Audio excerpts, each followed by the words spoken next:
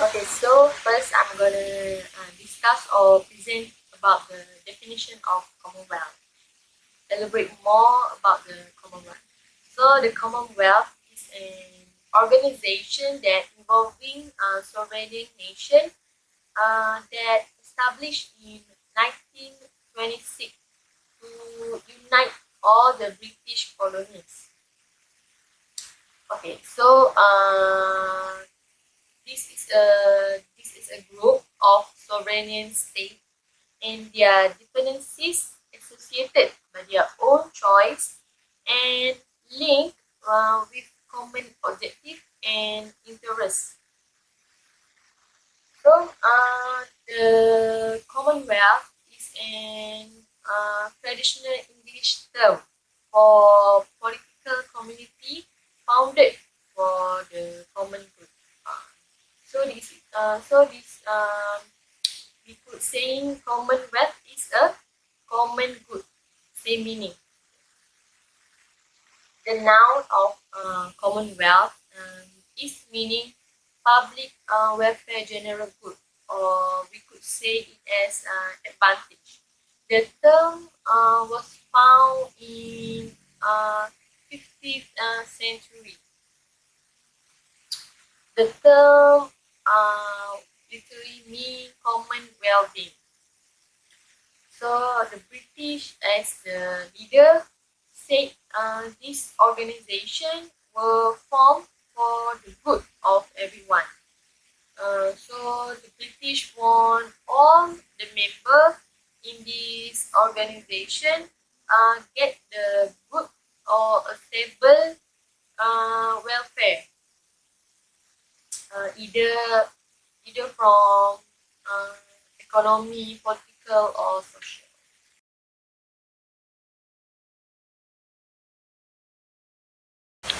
Okay, so next is about the member of the Commonwealth. Currently, they have 54 members or country that are participating in this organization. They are from different continents, which are from the American, Europe, Africa, Asia, and the Pacific. So, the most country are from the Africa continent, which are 19 countries. Okay. The second one is from the America, which are 14 countries from America, and the third one is from the Pacific region, which are there are 11 countries from the Pacific regions. So next is from Asia, which are there are 8 countries, including Malaysia, and the least country are from the Europe continent, which only have three countries participant in this organization. Okay, so we could say that the member are from diverse country, because they are from the smallest country until to the biggest country, and from the poorest country until to the richest country. But in this organization, they have an equal or same opportunity to voice out their opinion. Hi, Madam Rosia and my friends. I'm Susiki and my metric number is 271399. Today, I'm looking forward to talking with you all about the Commonwealth. My goal today is to help all of you to understand the history of Commonwealth, the objective of the Commonwealth, and the power of the Commonwealth. First, I'm going to present the history of Commonwealth. I will divide this session into 3 parts, which is the early of Commonwealth, the birth of the modern Commonwealth, and the last is the modern Commonwealth. The Commonwealth is one of the world's oldest political associations of states. The former British colonies gained the different levels of freedom from Britain. For the semi-independent countries were called dominions. The leaders of the dominions attend conference with Britain from 1887. In 19 November of 1926, The Commonwealth was officially formed when the Balfour Declaration of the Imperial Conference recognized the full sovereignty of dominance. The 1926 Imperial Conference was attended by the leader of the original members. For instance, the leader from United Kingdom, Canada, Australia, China, New Zealand, South Africa, Irish Free State, Newfoundland, and India. The Commonwealth was restricted by the conference in 1930 and incorporated in the Statute of Westminster in 11 December of 1931. Although Australia and New Zealand did not adopt the statute until 1941 and 1947 respectively, Britain and the Dominions agreed that they were all equals of a member committee with the British Empire by the 1926 conference. The United Kingdom did not rule over there, but they all owe allegiance to the British King or Queen. This result, a committee was called the British Commonwealth of Nations, or just the Commonwealth. Other territories and the dominions of the British Empire gradually become fully independent of the United Kingdom. In 15 August 1947, India became independent from the United Kingdom. Unexpectedly, India did not owe allegiance to the British King or Queen, but it wanted to become a republic and also want to stay as a member of the Commonwealth. In 28 April of 1949, a Commonwealth Prime Minister meeting in London, the London Declaration marked the birth of the modern Commonwealth and the adoption of its present name. Inside the London Declaration, it also mentioned that republics and the other countries could be a part of the Commonwealth. The first head of the Commonwealth was King George VI. Queen Elizabeth II became head of the Commonwealth and the Queen Regent of several independent Commonwealth countries such as United Kingdom, Canada, Australia, New Zealand, South Africa, Pakistan, Ceylon, after King George VI was died. Actually, King or Queen who becomes head of the Commonwealth is chosen by the Commonwealth countries' members. However, the King or Queen is not automatically become head of Commonwealth. Currently, 16 of the 54 member states are known as Commonwealth realms, with the head of the Commonwealth as their head of state, whereas 5 other member countries are monarchies with their own individual monarchs. For instance, Malaysia, Tonga, Swaziland, Lesotho, and Brunei.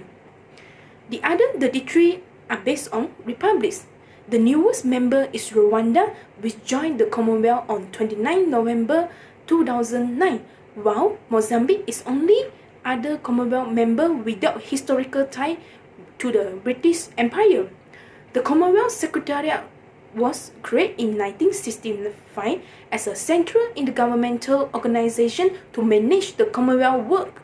Today, Patricia Janet Scotland was elected by the 2015 Commonwealth Heads of Government meeting to be the 6th Secretary General of the Commonwealth of Nations, and she is the first woman to hold this post. Boris Johnson is the leader of Commonwealth Chair in Office, which is one of the main leadership positions in the Commonwealth. Now, I will move to the second section, which is the objective of the Commonwealth.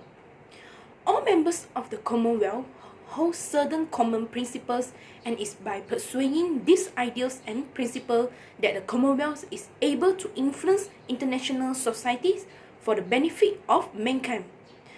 Let me explain that the 4 main objectives of the Commonwealth. The Commonwealth includes many of the world's poorest and smallest countries. Its people embrace all world's major racial groups. The Commonwealth will committed to the solution of international problems or disputes through negotiation, and also to the guidance of policy through principle. This is because the Commonwealth wants avoiding war within members' countries in order to promote world peace. Commonwealth strongly support the United Nations system and the global moral could contained in the United Nations Declaration. As a result, it becomes a powerful voice in international platform. According to the Charter of the Commonwealth, the essential components of human development and basic human rights are gender equality. Women's empowerment will advance of women's rights, thus give the precondition of effective and sustainable development of country. The Commonwealth Charter also opposes to all forms of discrimination, whether rooted in gender, race, or color, through the Universal Declaration of Human Rights. However, everyone are committed to the equality and respect for the protection and promotion of social rights and economies. According to the Harare Commonwealth Declaration 1991, set the association priorities to strengthen emphasis on Commonwealth contribution to democracy, the absolute rights of individuals to participate in democratic process, in particular through free and fair election in shaping the society in which they live. Chief Emeka Anyaoku, the third Commonwealth Secretary General, pointed out that the electoral system is essential to the democratic system. In his view, democracy simply cannot function without credible elections. He further argued that it is through election that choice is guaranteed and that we are morally bound to do everything we can value and protect. Around 3/4 of Commonwealth states are middle or lower income countries, so greater focus on trade and growth will give the benefit to the developing countries. This is because trade is an essential tool in the fight against extreme poverty and insecurity. Developed countries also committed to assisting small and developing states in the Commonwealth, including in tackling their particular economy, energy, climate, and security challenges. And the most important is building their resilience for the future. The last session that I want to discuss today is the power of the Commonwealth. There are 3 types of the power of the Commonwealth, which is the legislative power, executive powers, and the last is judicature powers. The importance of maintaining the integrity of roles of the executive, legislature, and the judiciary. These are the guarantors in their respective spheres of the rule of law, the promotion and protection of fundamental human rights, and adherence to good governance.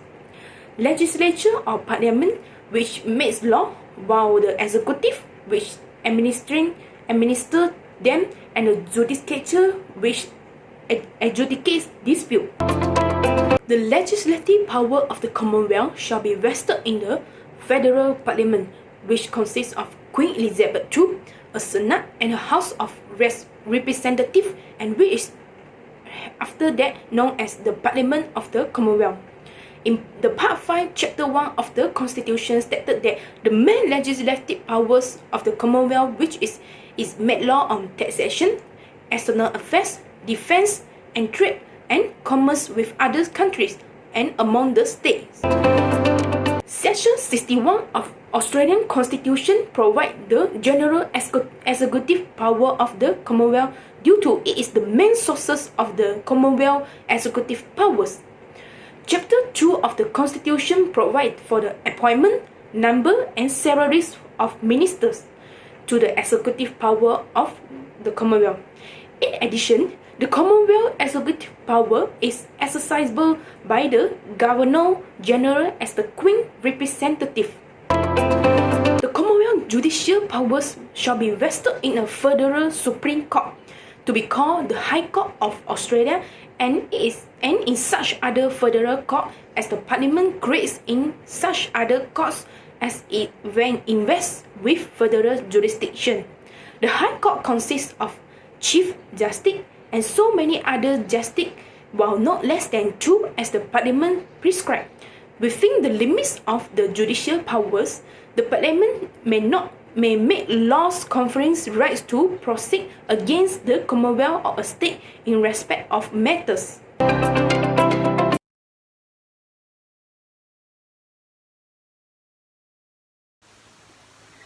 Okay, so next is about the Malaysia involvement in Commonwealth. Malaysia involved in Commonwealth was started from our first Prime Minister Tunku Abdul Rahman as the leader of independent movement. Tunku and the representative headed a delegation to London for negotiate with the British government in 1956 on the independence of Malaya. And the result is Tengku and the representative were successfully to convince the British government that Federation of Malaya, or we call now as Malaysia, should achieve independence on 31st August 1957. And Malaysia became an independent state on 31st August 1957, and Tunku Abdul Rahman decided to join the Commonwealth organization because as the leader, Tunku made every effort to end the communist peaceful peacefully way and have a good relation with other countries. So he feel join the Commonwealth is the way for Malaysia to feel secure and get protected from the British, to make sure the independence will stay for a long time. Okay, so at the early of the independence, Malaysia need to get help or assistance to ensure the security of the country from being attacked. So any external threat and attack would not be easy for Malaysia to deal with alone. When Malaysia decided they decide to join the organization, the Commonwealth, we could say it is the best way to deter the enemy, as Malaysia have no large army and navy at the time, at the early of the independence. So Malaysia, as the member in the Commonwealth, is the best way to get the protection through a defense agreement, which known as Anglo-Malaya Defense Agreement, AMDA. This agreement was between the Malaysia and Britain, Australia and the New Zealand, and this agreement was signed in 1957. So Malaysia get the security from this agreement. Okay. In aspect of economy, we could say Malaysia economy is still unstable and need the external support at that time. So Malaysia have two largest commodity, which are tin and rubber. But however, without the support of the largest country or other country, will make Malaysia found it is difficult to develop the economy. So by joining the Commonwealth, as the member of the Commonwealth, the both commodities will grow, as Malaysia is expecting from British export demand. Okay, so in addition, the taxes of trade among the member in Commonwealth are low, which is enable Malaysia to increase the revenue of the country by exporting to all country members.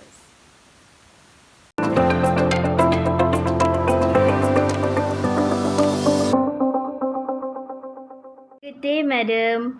My name is JACINTHA Joyce, matrix number 271336. So for today's my part of the assignment, I would like to explain on the contributions of Malaysia in Commonwealth. From the aspect of politics, Malaysia has contributed in Commonwealth by being a member and participating in the Commonwealth of Government Meeting CHOGM, or better known as CHOGM. CHOGM is a summit held every 2 years once with all the members country of Commonwealth coming together. The meeting is held in different countries every 2 years. The first CHOGM meeting was held in Singapore in 1971. Every country takes its turn to be the host of CHOGM that is held every 2 years once. The Commonwealth countries tend to have common policies on certain issues or current issues. In CHOGM meetings, members come together on certain issues to show their opinions and their stance on current events taking place all around the world.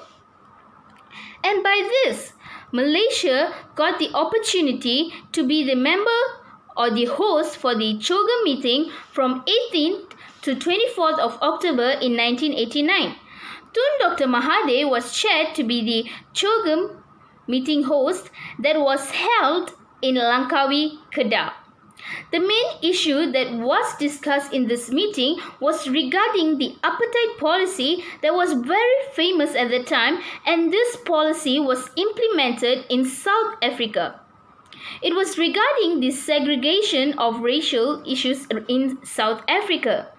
Through the CHOGM meeting also, the Langkawi Declaration on Environment was agreed and issued at CHOGM.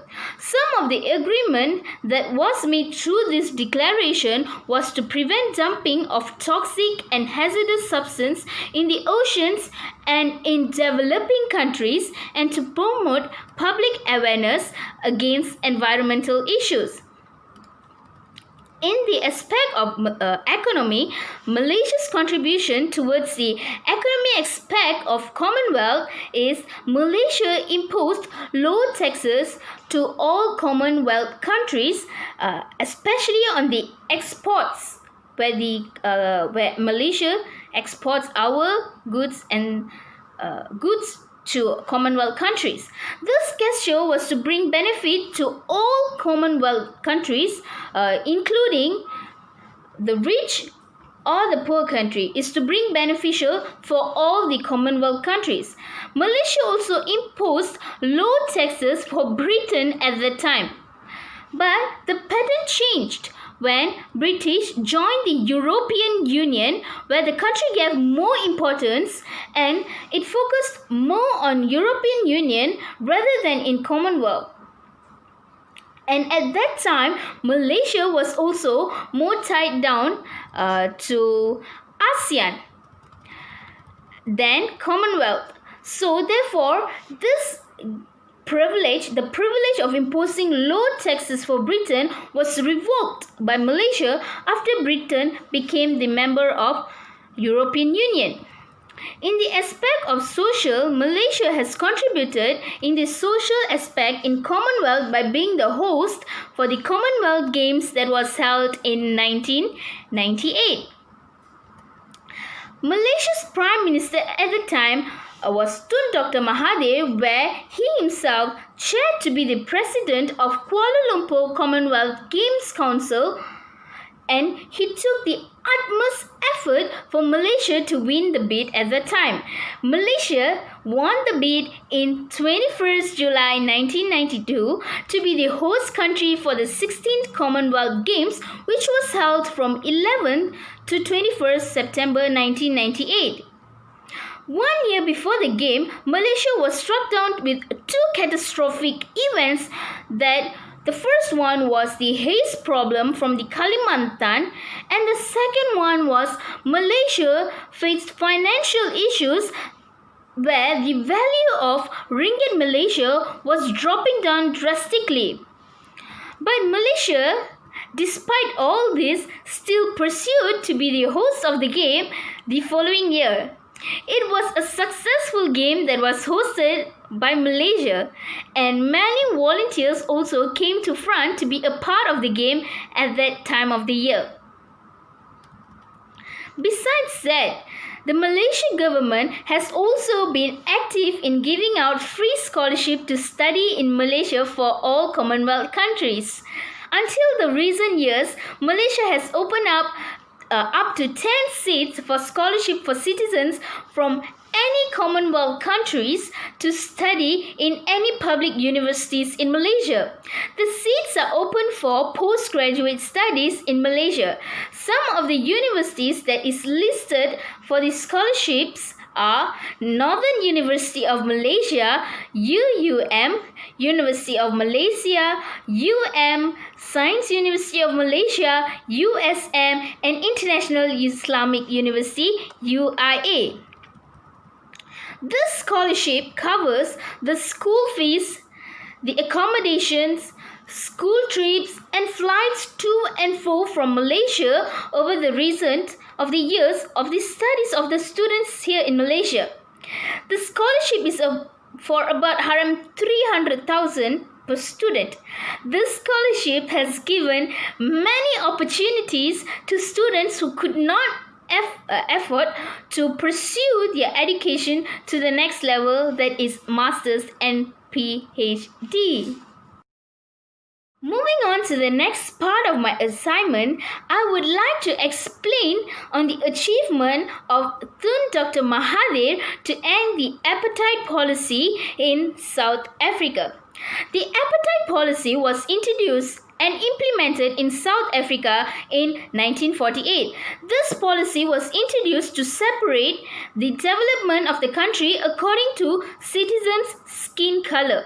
For instance, the South Africans had to register themselves to the government according to their racial group, and they would be treated according to their skin color.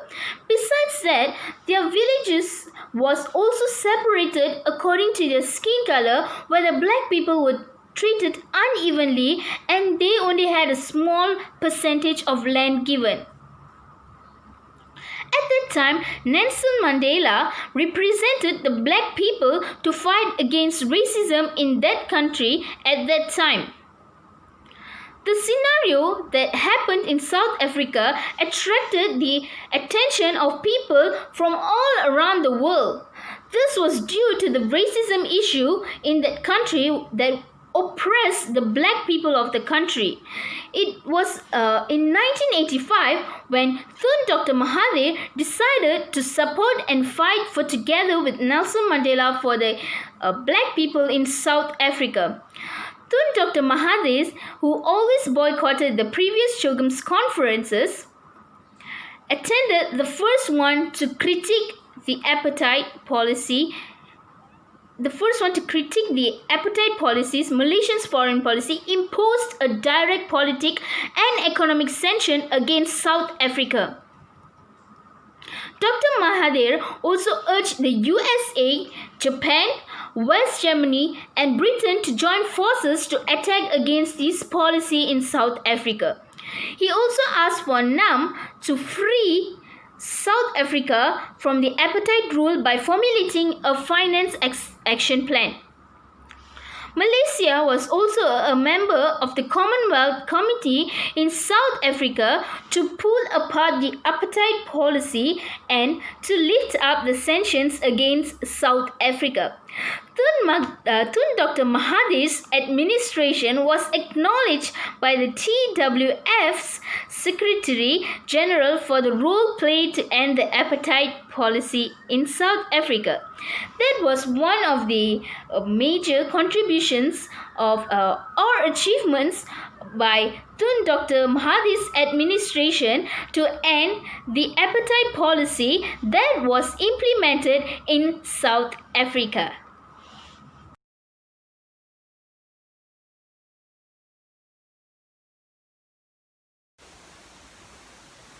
Okay, so for the conclusion, we could conclude that the success of Malaysia has achieved today is one of the success of the Commonwealth leading the organization. Our first Prime Minister, Tunku Abdul Rahman, we could say that he has taken the right step toward joining the Commonwealth right after independence, right after the Malaysia get the independence. So organization like Commonwealth can be said to be a effective way for Malaysia as the developing country, especially when Malaysia recently gained the independence, because the organization helped the Malaysia from economy aspect, military aspect, the social aspect. Also, the organization can be said as height of tolerance and cooperation. So the among the 54 members in this organization are being as a sibling to each other, helping each other when the members get the problem. So I think this Commonwealth, this organization is being good for the members, and Malaysia is one of the successful member